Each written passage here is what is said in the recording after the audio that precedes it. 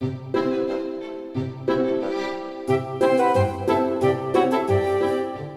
hello. This is episode 241 of the Read-Aloud Revival, the show that helps your kids fall in love with books and helps you fall in love with homeschooling. I'm your host, Sarah Mackenzie. I recorded this episode with a live audience. It was very fun. We had a live audience online at both Facebook and YouTube in live streams. And that was really fun, especially because we got to take questions from the audience and watch your chat and respond to it. It was really fun. My guest today is the person who gets me more excited about Shakespeare than literally anyone else on the planet. I'm talking, of course, about none other than Ken Ludwig. He's the author of How to Teach Your Children Shakespeare, one of the most accomplished playwrights alive today. And in this episode, we talk all about why it's worth teaching our kids Shakespeare, how to do it, even if you have a wide range of ages. And I share a few of my favorite resources as well, including a podcast I love and the book I always read an adaptation from when I'm introducing a kid to a Shakespeare play. Okay, here is the interview.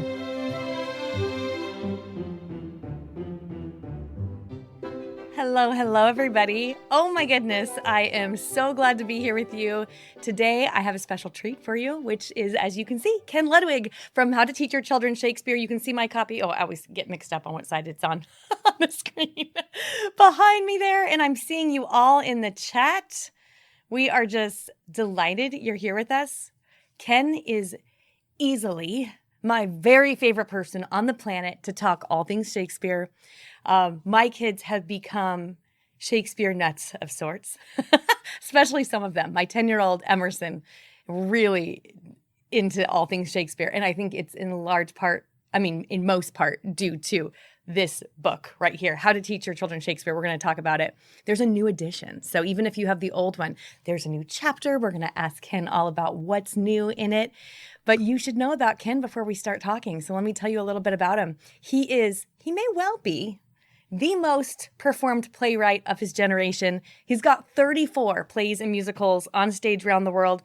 Every single night of the year, his plays are being performed somewhere. They've been translated into 25 languages.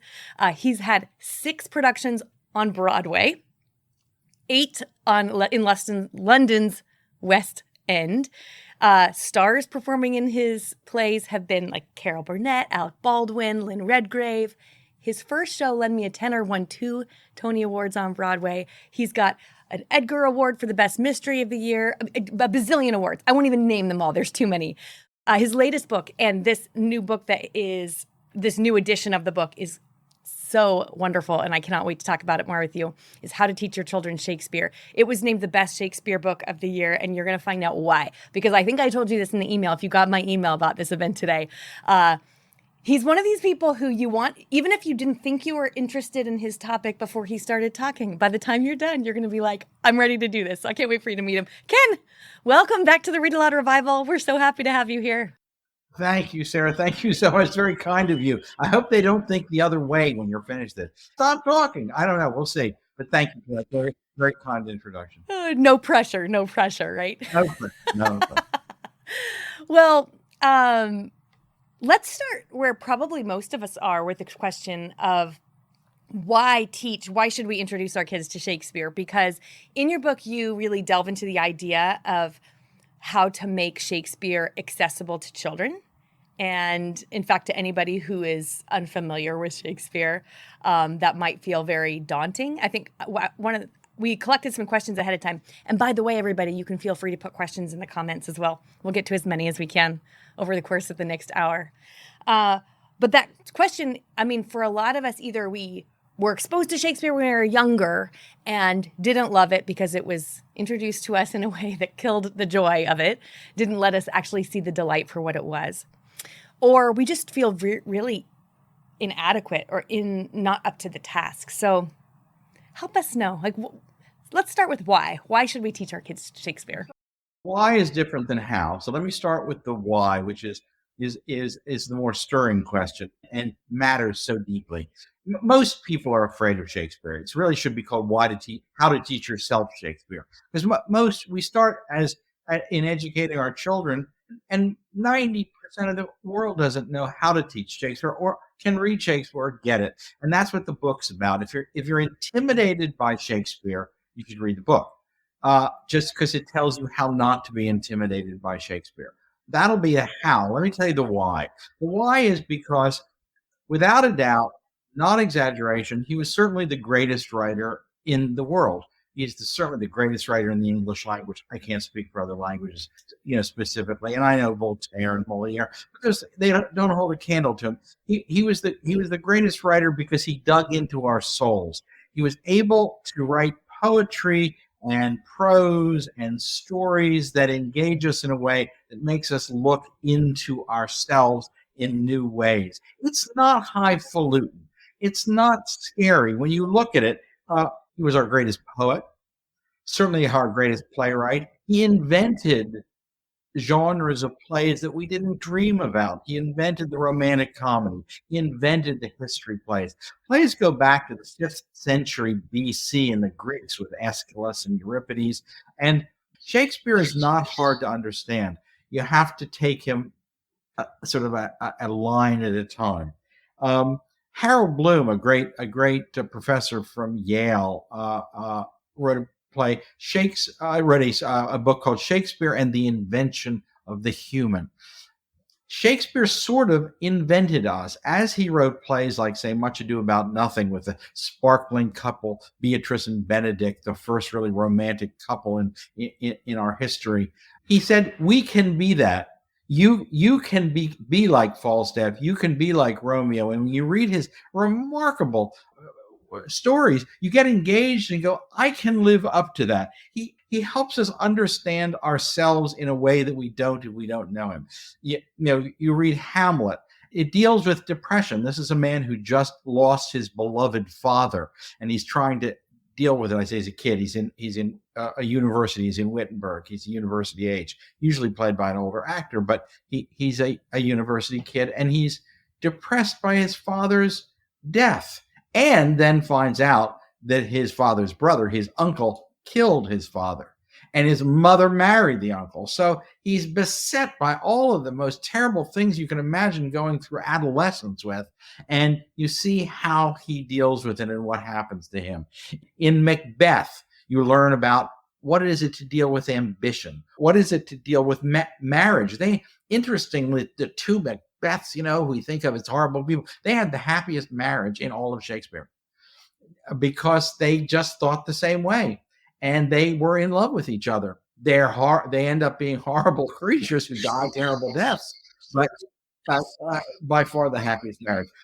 Through Juliet and Romeo, you learn about romantic love. So imagine being a kid and having all these questions in your mind. Another play deals with sibling love. Twelfth Night, when Viola loses her twin brother, Sebastian, in a shipwreck at the beginning. Romeo and Juliet. Intimate love, the love you have where you want to marry or whatever you want to do in your life. Falstaff, what it is to look at the human condition with a sense of humor, and that's how you get through life, because that matters, with irony and humor. Othello, jealousy. The Merchant of Venice, prejudice. There's so many things. Shakespeare just dug in. Let me say, back off a second and say, Shakespeare was this man who was born in a town of Stratford. Some people say, oh, I want to get to know Shakespeare. And the question starts at, what do you mean by get to know Shakespeare? And that's shorthand for saying get to know his plays. You don't have to know much about the man, but just so you know, he's a man who's born in 1564 at the height of the English Renaissance. The Italian Renaissance was a little earlier and moved up north, then through England. The year he was born in 1564 was the year that Michelangelo died. The Renaissance is the period of artistic change, of finding yourself, of Neoplatonism, where they started looking at the Greeks and saying, oh my gosh, those Greeks Plato really had something to say. Also, Galileo was born the same year Shakespeare was born. So again, that was that period of discovery of the world around us. So Shakespeare fits firmly into the English Renaissance when he's born in 1564. and he dies in 1616 at the age of 52.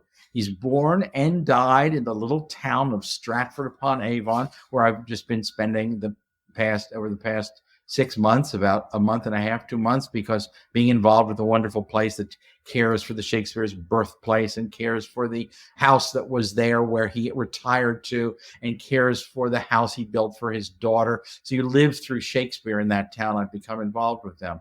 So that's the why you study Shakespeare, because he teaches us how to be human.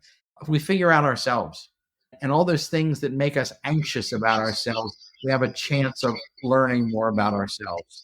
Hamlet's depressed. He's lost his father. He's talking to two people who he knows are trying to trick him, who have been sent by his stepfather, his uncle, to figure out, is he a spy? Is he going to hurt them? Is he going to kill them? And he says this, because he says, what? Now listen to this. Listen to this. He says, why study Shakespeare? Because he writes like this. What a piece of work is a man! How noble in reason! How infinite in faculty! In form and moving, how express and admirable! In action, how like an angel! In apprehension, how like a god! The beauty of the world, the paragon of animals. And yet to me, he says in his depression, what is this quintessence of dust?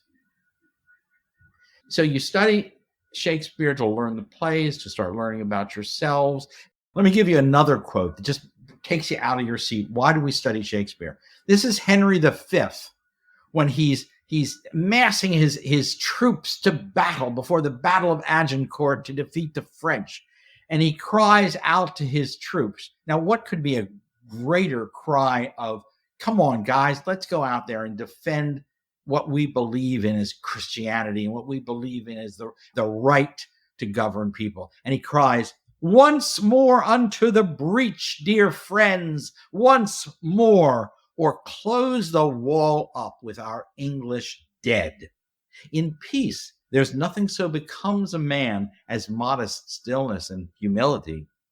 But when the blast of war blows in our ears, then imitate the action of the tiger. It's beyond description. He wrote better than any human that ever lived in any language. He just did. Well, one of the things, if I can just interrupt for a quick second, Ken, that I'm noticing, and this is something I think you said in your book too, which is that you have all these like heightened emotional, like it made us as people, because you have like these plays and these stories and these characters where there's like peak human experiences, but the emotions are clothed in such beautiful language that's another piece of why I think it just stands. Well, this is one of the gifts, I think, of your book, which is helping us introduce Shakespeare's actual language to our kids. I oftentimes will start by reading an adaptation or something to let the kids in on the story, to get them familiar with the story. But if we stay there in the retellings, we miss so much, because it's actually the language, the beautiful language that clothes all of the emotions that are captured in it, that I think is something that nobody else has been able to touch, not to the same degree. Not the same way. Yeah. And you're right. Many of the characters are highfalutin. They're Henry V, who's the King of England, and they're the Hal, the heir apparent, and they're the greatest lovers. But a lot of them are down-home people, Falstaff in Henry IV, Part 1 and 2, and that's where you meet Hal, who's going to be the Henry V, is, kind of a drunken, good time fellow who lives in the tavern and drinks deeply, but he loves Hal with all his soul, and you come to love him. So he talks about common people all the time too, and we hear from them as well. Now, I can launch into the other question about how to teach the kids, but you steer it. What do you want to do next? The joy of the language is something that I think is worth sitting with for a second too. And you just gave us some examples by reading. So right now in my homeschool co-op, I'm teaching Shakespeare to the middle schoolers. We're actually putting on a play of As You Like It. And one of the things I'll do as we're doing kind of our table reads, because we're getting ready to get ready to block it and everything, is we'll just be doing a table read and everyone's reading, and every once in a while I'll say, okay, hold on. What did that character mean by that? What did How about Hamlet? Absent thee from felicity a while. As he's dying, he has had poison, and he says to his best friend, absent thee from felicity a while. Now, unless you take time and learn what each word means when there are strange words, I'll do another one in a minute. Absenthe is just the language was absent. Get yourself absent. Yeah. He doesn't want his best friend to drink the poison. Just because he's had a difficult time these past year with his, father and uncle, he says to his best friend, felicity is happiness. So don't drink the poison. Absent yourself from the happiness. My happiness is dying. Yours shouldn't be dying. So don't drink the poison. Absent yourself from that happiness. Absent thee from felicity a while. That's the thing is when you parse down one sentence like that, which I think you taught me to do using the Folger editions of plays, because it has on the opposing side. So everybody at home, if you're ever so with my middle schoolers, I will have the Folger edition. They have classroom scripts because we're using a slightly abridged, like shortened version of the play because we can do our play for an hour. So I got us but it has actual Shakespeare language in it. It's so wonderful. But I use the Folger edition. So as we're doing the table read it, and a lot of times I'll be like, wait, what did that mean? What do you think that character meant by that? And everyone's kind of like, I don't know. And so then I'll flip to it. And I think because I don't know too, there is sort of a shared inquisitiveness that's not like, let me tell you what Shakespeare meant by this, but like, I don't know, let's see what that meant. And then the deliciousness of the language, I think, makes the whole story come alive in a different way. Let's get into the how, because I think most of the people here, and feel free to leave, I see your comments coming in. Feel free to leave questions. Jennifer says, the line, heavy is the head that wears the crown, has been on my mind all day today, and I just realized it's Shakespeare. It's so wonderful. Yeah, sure is Shakespeare. And that mirror I was talking about, the Falstaff plays, which is Henry IV, parts 1 and 2. Henry IV is the king at the time. Young Hal, his son, is the prince who's going to be king. And he seems like a kid who goes to the tavern too often, and he doesn't seem to take his responsibilities seriously. And his father, King Henry IV, says he has a crown indeed, and he's getting sick also. So his son is going to inherit the kingdom. And he says, heavy is the head that wears the crown, which of course is a metaphor. He's using that to say, well, it is actually heavy. Yes, this crown is heavy, and it's heavy on my head. But it's also a metaphor, meaning something is like something else. And the metaphor is it's hard to govern a country, and it weighs heavily upon me as you are. Yeah, so she's absolutely right. You should be thinking about it right now. Yeah. That's brilliant. I love that. Oh, good. There's some good questions coming in. So we'll get to those in a little bit. Let's talk about how, because I know that most of the people who are here are probably curious about that. Like, okay, so if we get excited about the why and we're like, yes, I want my kids to fall in love with Shakespeare. I want to introduce Shakespeare. How do I do that? Okay. How do you learn that Shakespeare? It's really easy. And what worries me is that people start the book and they see a passage, and I try to keep them very short at the beginning and very simple and make them grow a little harder as we go along. But it couldn't be easier. If I had kids here in this room with me, started with my daughter at 6 years old because I just love Shakespeare. But you can start at 6, 7, 8, 9, or 10 and is two things. Find nice short passages that they'll be interested and memorize them together. Memorize passages. I do about 20 passages. I'm not trying to sell my book. Believe me, nobody ever made a living selling books, selling That is true. But I am actually trying to, because I will tell you that this is, and I talk to homeschoolers all over the country, and it is absolutely the resource that we find most helpful. Whether you love Shakespeare and are well-versed in his plays and his work, or whether you're brand new, it is absolutely, you break it down step by step, you make it delightful and fun. And I think it gives us, anyone who's not read this book, when you read the first chapter, I think what you'll all of a sudden realize is, oh, this is the kind of teacher I want to be. When we think in our minds of the inspiring teachers, the ones that come into class and they start talking about times and history that get your and you just were like, I'm interested in anything this teacher's interested in because they love it, and that comes right through the page, and it helps me then go, oh, this is the kind of teacher I want to be for my kids. And then you give us the steps to do it. So anyway, you can say you're not trying to sell your book, but I am today. And that's what I try to do. It's hard when you write a book to show your enthusiasm, but I'm so deeply, and when I say you really don't make money writing Shakespeare books, because they don't sell the way big bestsellers do, but you do it out of love. And so when I say this, oh, look at this chapter, I'm not trying to sell you a book. I'm trying to get you enthusiastic as I am about it. So it has short passages and explains how to learn each one. They get a little more difficult. And so you're going to sit down with your child. I did it on Saturdays and Sundays. We snuggled up together from when they were young, and I teach them an easy passage to start. The first one in the book is, I know a bank where the wild thyme blows.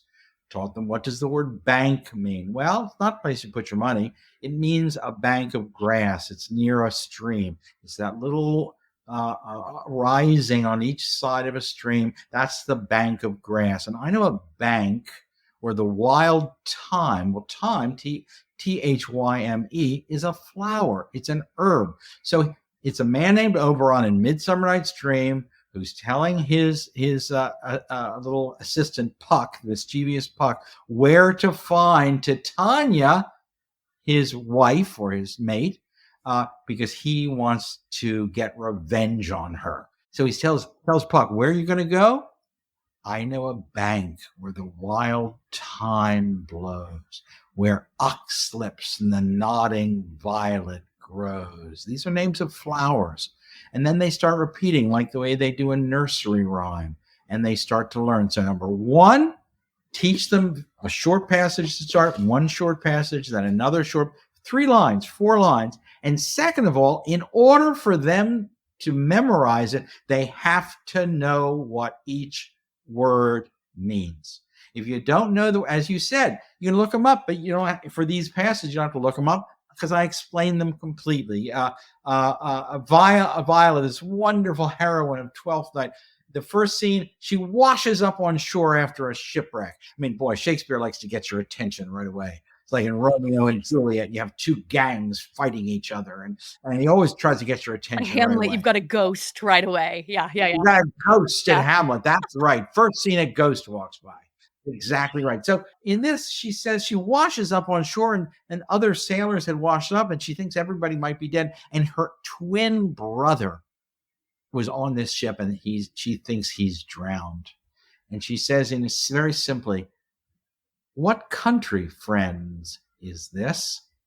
Well, maybe they don't understand what country, but why saying what country? Well, what land is this? Where am I? She's saying, where am I? What country, friends, my friends who were on the ship with me, what country, friends, is this? And the captain answers, it is Illyria, lady. Just naming the name of the country. There's a mythical country, said it in Illyria. It is Illyria, lady. And she says, my brother, he is in Elysium. Perchance he is not drowned.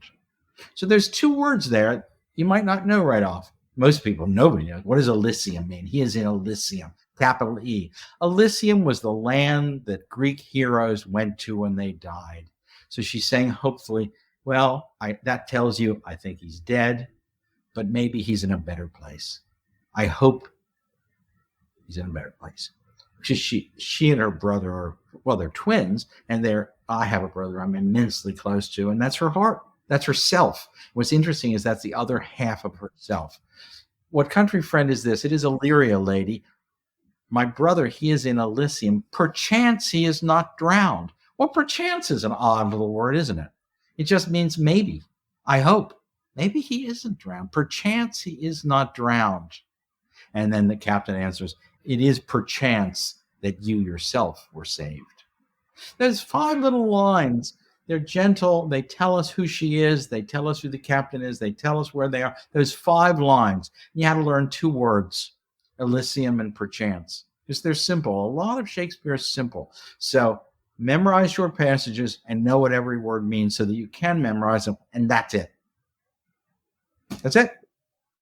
Christine just put a question in here about how do you deal with language or references with younger children that you don't want them to catch on to. And something that I was just thinking as you were talking about that, Ken, is when I'm doing Shakespeare with my younger kids, like my 10-year-old twin boys, most of Shakespeare references that are inappropriate go right over their head, like they don't even know that they're there. Right. Then the pieces that we have memorized, we do this parsing with. We look up in the folder or in the How to Teach Your Children Shakespeare, in the passages that Ken chooses for you there.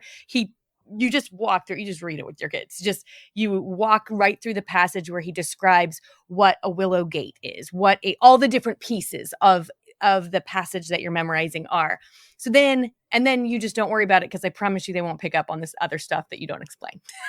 So you don't have to worry about it. So they're older, and then you can tackle it in a different way. They will when they're ready. Yep. What are Romeo and Juliet doing in that bed? They are kissing and snuggling. That's right. That's right. Okay, so since this is the second edition of the book, I always wonder about this. This book came out, was it 10? How many years ago was it that the first edition came out, actually? Well, I got it right here. Yeah. I don't know. I don't remember. I'm brain like a sieve as I get. I would say get older as I get younger. It's 2013, so it is just shy of 10 years. Okay, yeah. So now you've had a chance to let this book out in the world and share with everybody else how you introduced your own kids to Shakespeare. In fact, I'm curious to know if there's anything that you think that readers tend to gloss over or miss that you wish they didn't. Like, okay, with this new edition, I really hope that you get this out of it that maybe wasn't I don't know if it's, is there anything from the first edition that you wish, I wish readers had gotten that, so I hope they get it from this new edition? Yeah, yes, I do. And it goes back to what I was talking about. It's in, Shakespeare, to say the word and then to hear a complex line, absenthe from Felicity a while, you go, oh no, this is too hard. It's too much for me. Take it slowly. And as hard as I tried to explain that in those first 3 or 4 chapters, it's easy we're all busy. We read a chapter quickly, and the chapters aren't dense. It just says, and what I say in the book, which is how I taught my children, is don't miss this. This is the thing you might miss, is repeat and repeat and repeat and repeat. I know a bank. I know a bank. I know a bank. I know a bank. I know a bank. Do that about 5 times till they, in their sleep, would say, I know a bank, and then add, where the wild time blows. Where the wild time blows. Where the wild time blows. Where the wild time blows. I know a bank where the wild time blows. And you now know a line of Shakespeare that will always stay with you. You'll never forget it. If you forget, my daughter went away to college knowing 1,000 lines of Shakespeare, and not because she's a genius. She's a wonderful human being. She's now a nurse.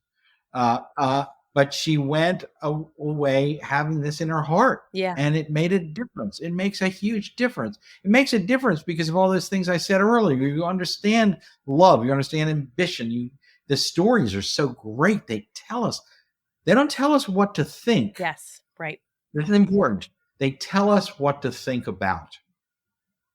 They're not didactic. It doesn't say, oh, you should do this, you should do that. It says you've got to listen to your heart. What do you think about this? Because he writes plays that sort of often show 2 sides of the question. He doesn't tell us what to think. He tells us what to think about. Do you know Tim McIntosh from, he has a website called Tim Teaches Shakespeare, and he has a podcast called The Play's the Thing? I'm afraid I don't. Oh, I've got to make an introduction. You love him. He reminds me a lot of you, actually, in his teaching style. Oh gosh, he's just wonderful. And he uses your book, in fact, to teach, and recommends it all the time in teaching Shakespeare. He has a podcast called The Play's the Thing, and I'm seeing some questions come through the chat of but how do I calm fears for kids who think it's too complex, or I feel really inadequate? I think if you were to pair How to Teach Your Children Shakespeare by Ken Ludwig, the book, with going to Tim McIntosh's podcast, which is called The Play's the Thing, and just find the play. I think in How to Teach Your Children Shakespeare, you start with A Midsummer Night's Dream. So find Tim's, he has maybe 4 episodes or 5, but it's probably 5 episodes because there's probably 1 per act. an episode per act. It's more like a teacher resource. So he and a guest will just talk through act one. And so I'm teaching Oh, Shakespeare at my good. co-op, and I just listen to them because I learned all kinds of things I would have missed. And then when I'm teaching the students, I sound like I know what I'm talking about. Yeah, send me a link. I'd Okay, love it. I I'd will. love it. Yeah, I please. will. Here's a really good question. There's actually several really good questions. I'm trying to decide which one to ask you first. Catherine, I'm going to start with Catherine's question. She said, whoops, where'd she go? Here we go. Let's say you're a mom who enjoys reading and memorizing Shakespeare in your homeschool, but you're talking with a friend and the friend says, Shakespeare, didn't you say your child's struggling to read at grade level and can't remember math facts? Don't you think you should wait for Shakespeare until you have the basics down? High school, wait till high school. How would you answer her? That's what Catherine wants to know. I would answer, no matter what the age of the child is you've got to demystify it. You've got to talk about the joy of it and the fun of it and make them interested by telling them the simplest story about it. That, just take one of the most accessible stories, As You Like It. As You Like It. You know, two women friends who love each other, and they live in a sort of fairy tale kingdom. And in the second scene, the heroine, Rosalind, who's one of the great talkers in Shakespeare, falls in love with a handsome guy. He's in a wrestling match and falls in love. If you introduce it that way and don't make it complicated, tell them the story first at an appropriate age level and tell it simply and make it attractive, because they all are attracted. She falls in love with this wonderful boy, but the boy it's just like our own times. There's two political sort of parties. There's a usurper on the throne, and the boy she falls in love with is named Orlando, and he is banished. He has to leave the kingdom. She'll never find him again. So what does she do? She goes into the forest herself. And because there are people there who could take advantage of women or this, she dresses as a boy. So that's the whole story. You now know the entire story of As You Like It. Girl meets boy, falls in love with him. He is banished, so she can never see him again. And she says, she's a plucky young woman. She says, you know what? I'm going to go find him in the forest. And it's called the Forest of Arden. And just like in Midsummer Night's Dream, forests are magical places. And she follows him into the Forest of Arden, tracks him down, and then reveals who she is, and he's in love with her too. That's a pretty good story. You're not going to scare kids off with that story. And I can take every one of Shakespeare's plays and tell it that way so that your son or daughter goes, tell me more. Yes, which is actually what you do, I think, in How to Teach Your Children Shakespeare, is like you present it in such a way that we go, tell me more. That I, as a parent, as a person who maybe hasn't read this play yet or seen this play yet, will think, tell me more. I'm trying to pull up, see if I can figure it out. Let me see if I can do it. Okay, this is a book by Usborne called The Complete Shakespeare. And for anybody who's watching this and is like, I don't think I'll get my kids into Shakespeare, this is always the version I start with. There's like 8 plays, or maybe are all the plays in here? It says all the plays on the cover, but now I can't remember if it's all of them. But like with my middle schoolers in my homeschool co-op, I just read As You Like It, and I read it right from here. It's illustrated, so your 6-year-old would also enjoy it. But what this will do is tell the story in a way that's it'll captivate. I mean, the stories themselves are super captivating. They don't need much help. They just need us to sort of get out of the way, or like maybe to set aside the language for a second to get our kids excited about the story. Right. Then they're interested in the language. Yeah. So this I'll bet that. I don't have that. Oh, that looks great. Yeah. Oh boy. Yeah. Great. Okay. Let's see. I was going to put a question up that I just saw come in. I just saw one. Oh, here we go. This is a good one from Janelle Burke. I think I can put it on screen. There we go. Janelle just left this on YouTube. Is there a way to teach a 10-year-old and a high schooler a play at the same time? Boy, that's a good question. Go ahead. I have some thoughts too, so I can throw them in at any time. I've never had to. I've never tried to. I was just in, let me rave for a second about Stratford-upon-Avon in England. If you're traveling, go there. That was Shakespeare's birthplace. And there, the 5 great houses where he walked and lived are there. And you learn everything, about Shakespeare you ever need to know at Stratford-upon-Avon. And it's run by a group called the Shakespeare Birthplace Trust. It's, it's a charitable organization. They get 600,000 visitors a year. And I was teaching, Shakespeare Week I was at Shakespeare Week 2 weeks ago. They have once a year. It was the 10th anniversary in Stratford. And what I did for the week is I taught Shakespeare to underprivileged kids who don't have a chance to learn it.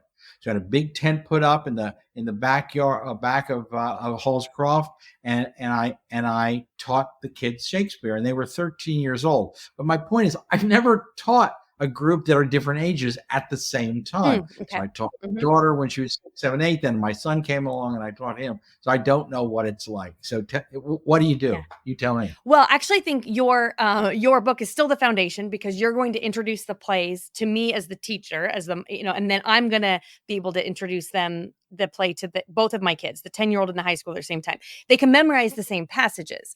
I still, Right. with my high schooler, would still start with that Usborne book, that adaptation. You'll read it really quickly, and then what I Great. tend to do, and we have an episode on the Read-Aloud revival about this, Janelle, that we can probably put in the comments.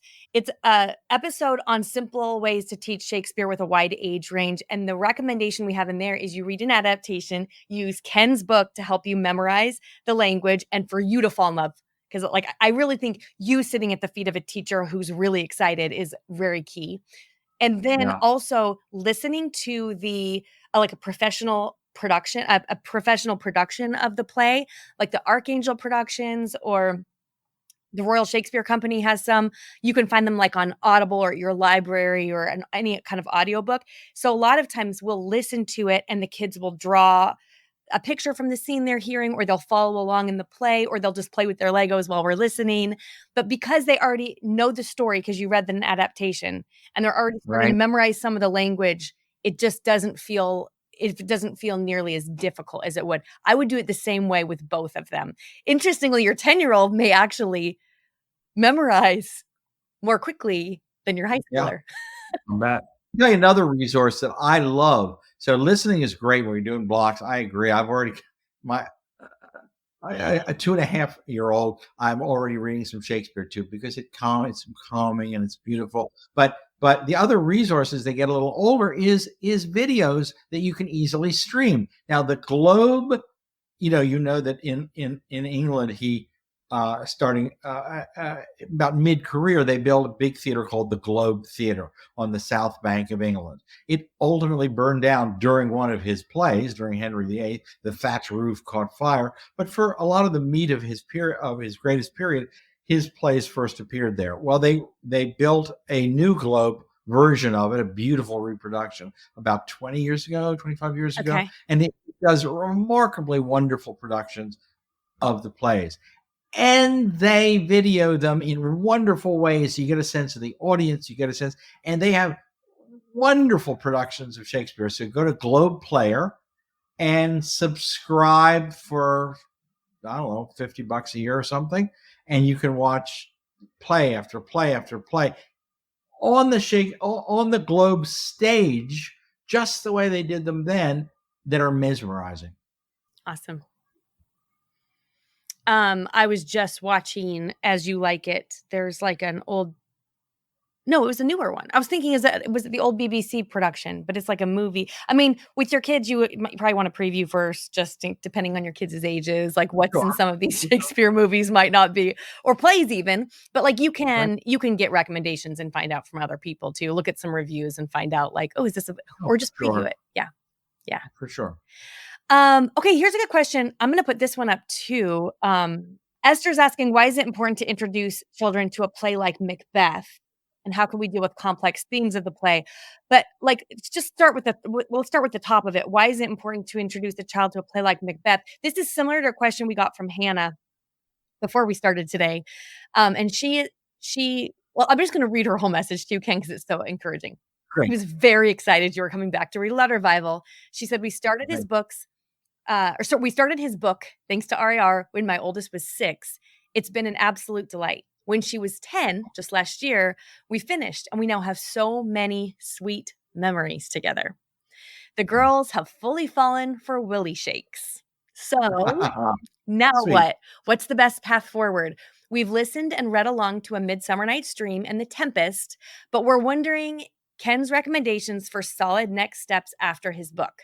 When we read and memorized the last thing, we all felt like we were saying goodbye to a beloved teacher. So the good news, Hannah, is there's a new edition and there's a whole new chapter in the book that you can go. Two new chapters. 2 new chapters. I did not Yes. realize that. Amazing. Yeah. So then she says, I think stepping into comedies is an easier choice. What tragedies or histories would he recommend? Let's talk about it. Let's talk about it. Yeah, comedies are easier. You notice the first half of the book is mostly comedies. In fact, I did spend most of the time in the first half of the book on Midsummer Night's Dream. It's so accessible. It's accessible to children. It's set in a fairy kingdom. There's funny characters. It's hilariously funny. It really is genuinely hilariously funny. Makes you laugh out loud. It's joyous. It's got darker tones because he was, a genius, but not dark tones in any horrible, threatening way. But then why go to Macbeth? Macbeth's a great example because it's dangerous and it's difficult and it's thorny. I'm about to go see Ralph Fiennes on Friday night playing Macbeth. His production that was in London and is now here. And you don't teach Macbeth until your kids are of a certain age that they can understand it and put it in perspective, because it's filled with difficult questions. It opens up with 3 witches, and these aren't pretend funny witches. These are witches who are going to try to destroy this man, Macbeth. And then you meet him, and he's a hero in Scotland. He's a hero. He's just won a big battle. He's a soldier. And being a hero means you've killed a lot of people, and it's pretty gory on stage already. It's a very gory story. Duncan, the King of Scotland, is going to come to his castle to pay a visit because Macbeth is such a great hero. And Mrs. Macbeth, Lady Macbeth, when we first see her after about 3 or 4 scenes, is planning to kill him, to kill the king, kill Duncan, because the obvious successor will be Macbeth himself, her husband, and he'll become king. He's going to have to kill a couple other people along the way. So what does it raise? That's when I mentioned what maybe single word is Macbeth about that your kids could start to understand something in their souls, which is probably ambition. The notion, ambition can be a very good thing, but it can destroy you. And it also talks about, second thoughts. What happens is Macbeth towards the end of the moment when he's supposed to go into the chamber at night and kill Duncan, has second thoughts, because he knows in his heart that it's such a deeply immoral thing to do. And his wife, Lady Macbeth, keeps pressing him on. She's the one with the real ambition. She's the darker character. And she says, screw your courage to the sticking place. What a great line. Nobody writes lines like that. Screw your courage to the sticking place. Go in there and murder him. And he goes in, he tries, and she has to go in and finish the job. And they're covered with blood. And indeed, they have they've killed Macbeth's greatest rival for the throne, who comes back and haunts their banquet. His name's Banquo. Banquo's ghost. So it's a difficult place. So I wouldn't be teaching that to anybody till they're, I don't know. Kids are different now than they were when my kids were growing up, and maybe 15, maybe 13. Yeah, and I think there's 2, like in that Usborne collection, for example, there is a version of Macbeth that is pretty accessible. Like they kind of, in writing the annotated abridged version, I guess, was not annotated, the abridged version, they knowing their audience, these are like 8 to 12-year-olds who are mostly reading this book, so they've kind of focused on, here's what I love about Shakespeare. If I'm watching Hamlet, I am for sure getting something different than my 10-year-old is watching Hamlet, because every person who's coming to this play, whether we're reading it or listening to it or watching it, we bring our own experiences to it. So your kids will get what they're ready for, because they will hear the things that they're not ready for. Right. So, so we've been able to do Macbeth like in the Usborne complete Shakespeare stories, but I have not done Macbeth as like you were talking about, like unpacking it line by line or a full play, because he's 10. So, I think comedies, I think in your book, actually, if you kind of follow along with the, I think you have A Midsummer Night's Dream, and then Twelfth Night, and then I can't remember. Yeah. comedies first. I do Twelfth Night and talk about other things in Shakespeare. And I spend a lot of time on Twelfth Night, which is a great comedy. I spend time on Then Romeo and Juliet. We get to the first tragedy, but it's more accessible because it's not gory or mean spirited. Do people get killed in sword fights? Yes, but it's not that level of deep greed, deep ambition, lust that Macbeth's a tough play. Yeah, it is. Yeah. Do you have a favorite Shakespeare play? Gina wants to know. Yes, A Midsummer Night's Dream. Oh, I don't think I knew that.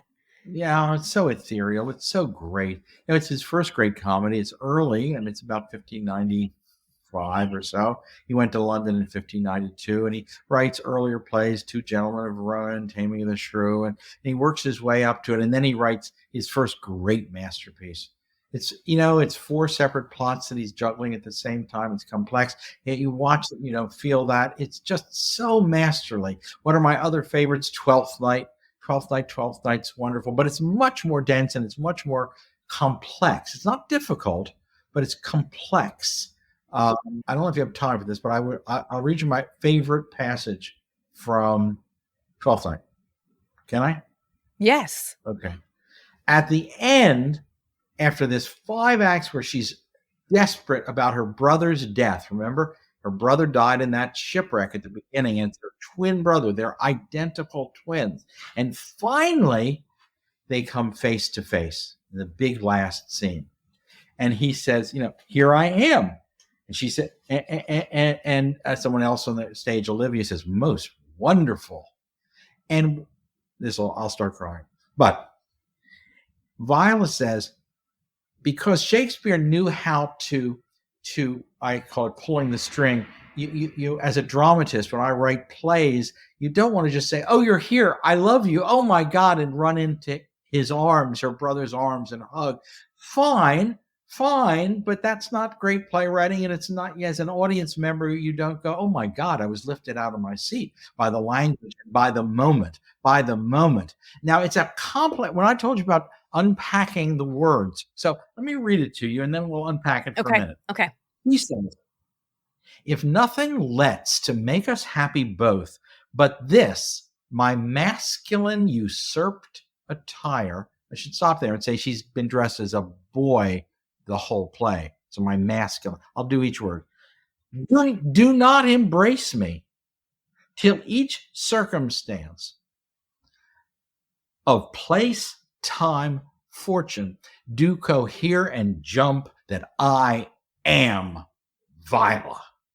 Well, it pulls you out of your seat. Now, what does all that mean? I won't take a lot of time here, but she says, well, if nothing lets to make us happy both, if the only thing that's keeping us apart, if nothing lets to make us happy both, but this, my masculine attire, this men's wear, this man's outfit, attire means outfit, clothes, but this, my masculine usurped attire means I picked it up. I usurped it. I stole this outfit. If nothing lets to make us happy both, but this, my masculine usurped attire, do not embrace me. She's holding it off. She says, do not embrace me till each circumstance, till everything falls together, that our minds are one and our hearts are one. Do not embrace me until each circumstance of place, time, fortune do cohere, come together. Cohere means come together, coherence. Do cohere and jump. Why would he use the word jump? Nobody knows. Okay. Nobody knows, because he's a genius. Don't do it until all these emotions jump that I am Viola. So spend the whole hour with one of your children sort of unpacking those 1, 2, 3, 4 and a half lines. It's probably 20 words. And you go, this is why he's great. So this is why Twelfth Night is great. Twelfth Night, he's in his really high power mode. He's at his absolute peak. That's the period getting close to 1600. 1600 is Hamlet. I think dates are important. Just remember, 1600 is Hamlet. He's born in 1564, and he's at his height with Twelfth Night and As You Like It and Henry V, and that's the really best part of his career. AJ says, Ken, your love of Shakespeare is so contagious. I told you guys. Oh, good. I told you. Yes, exactly. I feel the same way, AJ. Okay, so here we have Ken walking us through just one line from Twelfth Night. And I don't know about you, but it makes me go like, oh, now I need to read it. Now I want to know. I want to know more. That's, I think, the whole premise of the book, which I keep meaning to put back up here and I keep forgetting to. So I'll put it back up. How to Teach Your Children Shakespeare. There's a brand new edition. It's got 2 new chapters. What are both of the new chapters, Ken? Chapters are on the same play. Because of the size of a book, I can only pick so many plays to talk about. Maybe there's 7 or 8 in the first edition. Yeah. And one of my favorite plays is Much Ado About Nothing. Yes. Much Ado About Nothing is a story. It's the first romantic comedy. There are these 2 characters who, just like When Harry Met Sally, I don't know what it is these days for kids that are romantic comedies, the Meg Ryan, Tom Hanks movies, they just spat at each other all the time from the minute there, because there's a suggestion that they were, had an affair before the play opens. It's a happy play. It's hilariously funny. It is the best comedy, best laugh getter ever written. And they're hilarious together. And so I've always wanted to write about it. So I wrote both chapters about Much Ado About Nothing. I mean, so fun. And Hannah will be excited because she read the whole last book and now she'll get to come back to it. For another play. Here's a question that I don't think I've ever asked you, from Crystal, who says, Mr. Ludwig, how old were you when you fell in love with Shakespeare's works? I've got a great and specific answer for you because I remember exactly. My parents, for my 10th birthday, why, I don't know. My dad was a country doctor who just, was a scientist and never thought much about literature. My mom knew that I was in love sort of with the theater already, or I liked the theater. And they bought me a recording, Hamlet, played by Richard Burton. Okay. He did Hamlet on Broadway. It's still to this day the longest running run of Hamlet on Broadway. Sir John Gielgud directed. And that voice of Richard Burton, if you know it now from Cleopatra or all the wonder, he had that famous, marriage with Elizabeth Taylor, and they got married twice. He was just my favorite actor of that whole 50-year period of the second half of the 20th century. And he plays Hamlet, and it's so beautiful and it's so deep. And he was a great intellect, but oh my God. And so I listened to it again and again at 10 years old, and again and again and again, till anybody who says they memorize all of Shakespeare listening to it are probably lying, because it's awfully long. But you can memorize all the soliloquies. Soliloquies when they come out and talk by themselves. And there's only 5 soliloquies that Hamlet does. The famous one is To Be or Not to Be, but there's also at the beginning, and I remember them to this day. That's what's great. You remember these things forever once you learn them. Oh, that this too sullied flesh would melt, thaw, and resolve itself into a dew. This is when he's by himself, and his new father, his uncle, the horrible Claudius, has said, oh, be a good boy and just, put an end to your mourning. And he goes, I wish that this flesh of mine would melt, thaw, and resolve itself into dew, or that the everlasting God had not fixed his canon against self-slaughter, had not made his law, his biblical law against suicide, against self-slaughter.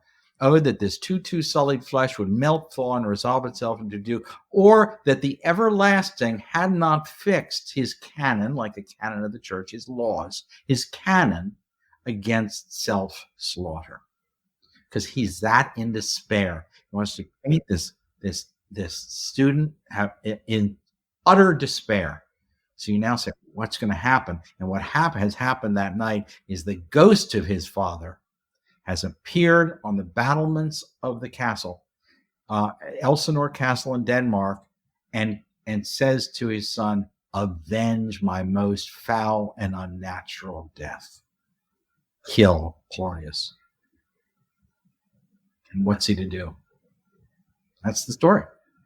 So I became so mesmerized, I just learned the soliloquies. I learned lots more, but I don't know it all by heart.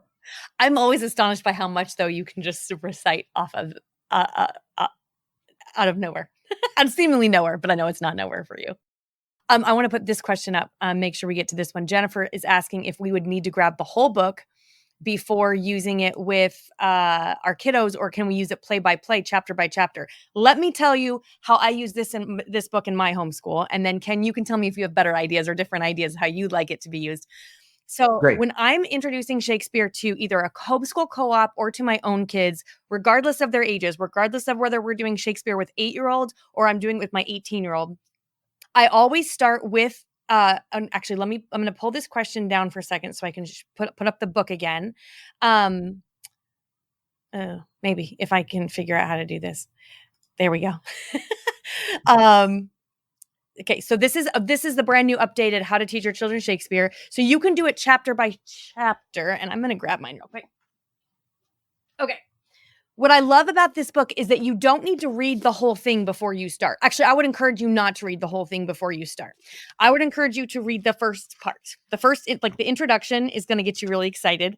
And the very, very beginning on the first page, I don't know if you guys can see this very well. Ken has you starting right now, right here, like by the 5th line, you're starting to memorize. I know a bank where the wild thyme blows, where ox slips and the nodding violet grows. He has you memorizing right from the beginning. And it's 2 steps, 2 keys to memorizing. First, say it aloud, then repeat it. He just walks you through this in a very, very tiny chapter. Okay. Then he kind of, I wouldn't say interrupts himself, but he pauses for a second. So you start to memorize it and you're memorizing it with your kids. And then he has chapter 2, the reason for this book. And I have like half of these pages underlined. I don't know if you can see that from there or not. So much good stuff. This is going to make you go like, oh yes, and get you kind of inspired as a teacher. And then he takes you right into passages where you're walking through. He's teaching you imagery and rhythm, but this is all you're doing with your kids. So you really just read a chapter, do it with your kids. Read a chapter, do it with your kids. Exactly. Perfect. Okay, so at the same time I'm doing that, I would be reading a book like this one, the Usborne Complete Shakespeare. So at the beginning of How to Teach Your Children Shakespeare, he has you doing a Midsummer Night's Dream. So I would just be read a chapter, doing it with your kids. And while you're doing that, as in like the same time frame you're doing that, I would be reading a Midsummer Night's Dream from the Complete Shakespeare. If that seems to satisfy your kids, that's what I would do. And that's going to be plenty. You're going to get so much out of this, and by reading the book. And if your kids seem compelled by it, like mine, just really, their imaginations really turn on and get on fire about it, then you could go, okay, after you read the Complete Shakespeare and you're still working through this book, you could start listening to passages from A Midsummer Night's Dream, or you can start asking other friends too, like what's a good movie version that is appropriate for your kids, or you can preview one and then skip over any scenes that you need to skip over to make it appropriate for your kids. So you can basically give your kids this experience by just giving them a front row seat to Shakespeare. But my best recommendations would be this book plus the Complete Shakespeare to help you get your kids excited about the stories. I agree completely. Just stay one chapter, and they're very short chapters. Read the chapter, which is 3 or 4 pages, and then teach them that Shakespeare. So that, and then go to the next chapter, 3 or 4 pages, and teach them that. And then it works like magic because you just don't get bogged down. Yeah, that's right. That's right. You don't get bogged down. You don't get like weighed down by trying to feel like you need to know Shakespeare before you. I was just, for those of you who weren't here earlier, I mentioned that in my homeschool co-op, I'm doing As You Like It. And the podcast, The Play's the Thing, which is hosted by Tim McIntosh, is an excellent podcast. And it's really a teacher resource. So he'll do episodes on plays. And I, like, over the course of this semester, every once in a while, I'll listen to another episode on As You Like It. And it's helping me see things that I missed. And so, I mean, every time I talk to Ken, I see things that I missed when he describes like a passage from 12th Night or something. I'm like, oh, I didn't get that last 3 times that I either read or watched it. That's the beauty of really good literature of any kind, Shakespeare or otherwise, is there's always something new. There's like another layer that we can pull back. And Ken, this has been absolutely fantastic. Lots of questions about where to get the newly updated version. I know on Amazon and on online shops, it's showing the older version, but we're told that all the new versions are in the warehouse, so you should be able to get your hands on a new version No, because it has a little yellow sticker in the corner that says "new updated version" right or here. something. Okay, I haven't had the new one in my hand, but I know it's out there. classic. I know it's out there.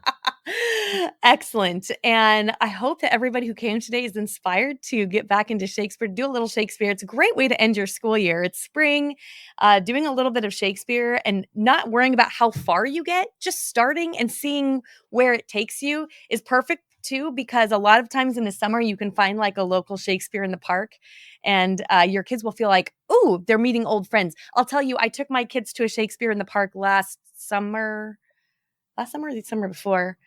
We hadn't had a chance to familiarize ourselves. I hadn't had a chance, I should say, to familiarize the kids with Hamlet, and it was Hamlet. Did not matter. Those kids were like riveted. It was great. I think a lot of times our concern about Shakespeare being too complicated or too confusing is kind of our own baggage from how we were taught Shakespeare, but we get to do it differently with our own kids. And they started with the wrong ones. Don't start with Julius Caesar, which they did so many years, because it's about all these older guys who are having political machinations, and it's very hard. And you don't want to start there. You want to start with Midsummer. It was only that. Can I say 2 things? We have time for to say 2 things. Absolutely, yes.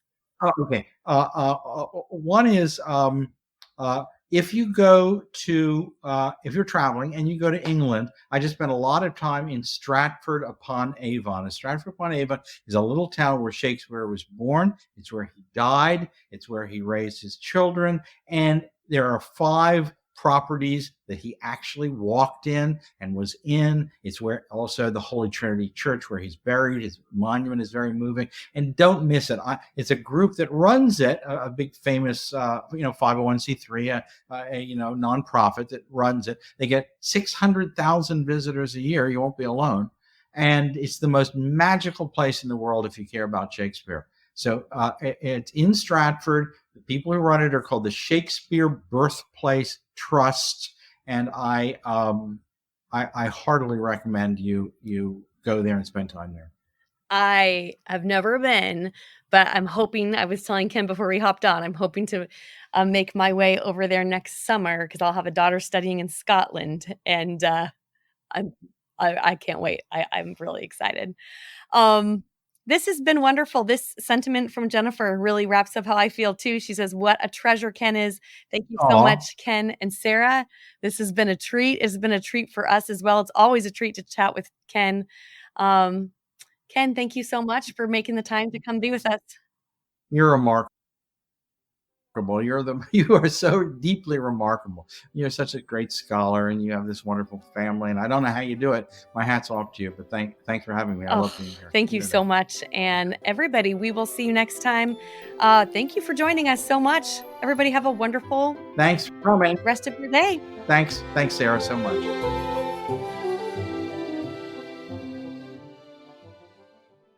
All right, now let's hear from the kids about books they're loving lately. My name is Isaac. I'm 3 years old, and my favorite book is Little Brave Shark. The flag is a big sip, and there's the sharks will get not wet. The pig sits under the truck and he doesn't get wet. Yeah. And where are you from? Florida. My name is Caleb. I'm from Florida. I'm 4 years old. My favorite book is Horton Hatches the Egg. When it hatches, it's not really a bird, it's a baby elephant flying. Hello, my name's Amelia, and I am 6 years old, and I am from Florida, and my favorite book is Charlotte's Web because I think it's so funny that a spider can save a pig, and the farmers really think that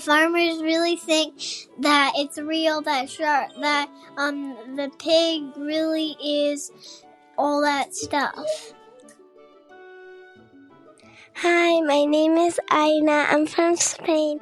I'm 7 years old, and my favorite book is Charlie and the Chocolate Factory because I love the way Willy Wonka is so funny with the kids and with everyone.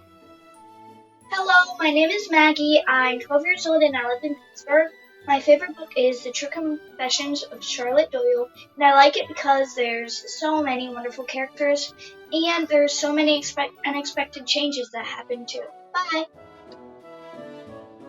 Thank you, kids. Hey, if you want to leave a message for the Read-Aloud Revival to tell me a book that you loved so that I'll air it on the show, go to readaloudrevival.com/message. Actually, that's the same page that you mamas can go to if you have a question you're hoping I'll tackle on the show. So readaloudrevival.com/message is where you can leave me a voicemail.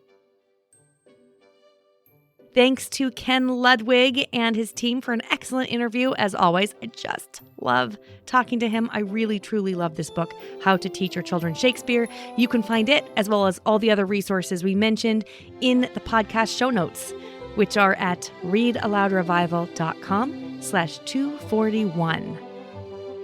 I will be back in 2 weeks. In the meantime, go make meaningful and lasting connections with your kids through books.